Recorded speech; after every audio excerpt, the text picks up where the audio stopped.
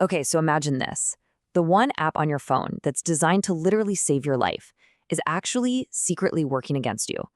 This isn't some plot from a spy movie. It's the true story of how a critical safety tool got turned into a weapon. You know, in a real crisis, our phones become so much more than just, well, phones. There are lifelines, right? They deliver that critical information when every single second counts. They really are our digital first line of defense. And that's the terrifying question at the heart of what we're talking about today. A situation where attackers took a trusted Rocket Alert app and twisted it, turning people's phones into these incredibly sophisticated spying devices. So let's start with the psychology here, which is both brilliant and, completely sinister. This whole attack was built on weaponizing the most basic human instinct we have, survival. This quote, man, it just nails the core of the manipulation. See, the attackers didn't just exploit a vulnerability in the software. No, they exploited a vulnerability in us. In a moment of pure panic, your critical thinking just goes out the window. It's all about pure gut reaction. And the target they chose was perfect. The Red Alert app is a household name in Israel. It's an open source tool that people genuinely trust to help them find shelter. So you have this environment of incredibly high trust and a situation where the time you have to second guess an alert is, well, dangerously low. Okay, so how did they actually pull this off? Let's break down the anatomy of this trap. Because when you see it step by step, you really start to appreciate the layers of deception at play. And this just shows the brilliant social engineering they used. It all starts with a simple text message that looks totally official. It creates this intense sense of urgency. You need this critical update. Then it sends you to a fake website that's a dead ringer for the real one. One click, and that's it. The Trojan horse is inside the gates. Now here's where the mask really comes off. After the installation, the legitimate app, it just needs to send you notifications and maybe see your location for alerts. That's it. But the spyware?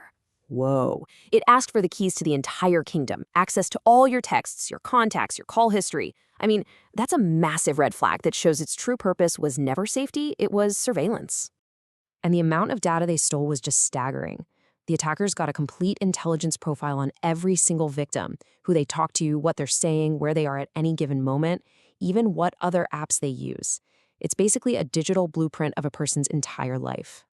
But you might be wondering, how is this even possible on a modern smartphone? Well, the whole attack hinged on the user doing one specific thing that bypasses all the phone's built-in defenses, and there's a name for it: sideloading. Think of sideloading like using the back door to your house. Instead of going through the front door, the official app store, which has all these security checks, you're basically downloading and installing an app straight from some random corner of the internet. And that's the key difference, right? Official stores like the Google Play Store or Apple's App Store, they have entire teams and complex systems trying to catch these malicious apps. When you sideload, that whole safety net is just gone. You become the only security check there is.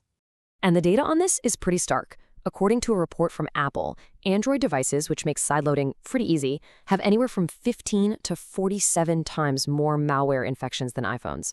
And look, this isn't about one platform being better than the other. It's about the fundamental security design of the app ecosystem itself. Okay, so why go through all this trouble? What was the point? Well, this attack wasn't just some random cybercrime. It was a highly targeted operation designed to gain a strategic advantage during a military conflict. This is a really big shift in how modern warfare works. While the kinetic, or physical conflict is happening on the ground, there's a whole other digital war being fought right alongside it. These cyber attacks are used to gather intelligence, map out enemy networks, and identify high-value targets, all in real time. And that's the crucial point. Every little piece of stolen data has potential military value.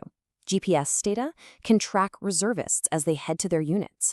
Those stolen SMS codes, they can be used to break into secure government accounts. And in fact, researchers linked this entire campaign to a group called Arid Viper, which is aligned with Hamas. So the strategic goal here is crystal clear. All right, so now that we understand the threat, how it works, and why it happens, let's bring it back to you. What are the simple, actionable steps you can take right now to build up your own digital defense shield? These first 4 steps are your foundation. Keeping your software updated is like fixing cracks in your armor. Using a strong lock code is like, well, locking your front gate. And maybe most importantly, as this whole story showed, staying inside the walled garden of the official app stores is one of the single best ways to avoid malware. And these last four, think of them as ongoing digital hygiene. You have to be stingy with app permissions. If a calculator app wants access to your contacts, that's a huge red flag. Use security software for a second opinion. And finally, things like encryption and turning off Wi-Fi and Bluetooth when you're not using them, they just reduce your attack surface. They give hackers fewer doors to knock on. At the end of the day, this attack on the Red Alert app is a really powerful reminder that in this connected world of ours, digital vigilance isn't just about protecting your data anymore. It's a crucial and sometimes a life-saving part of your personal safety.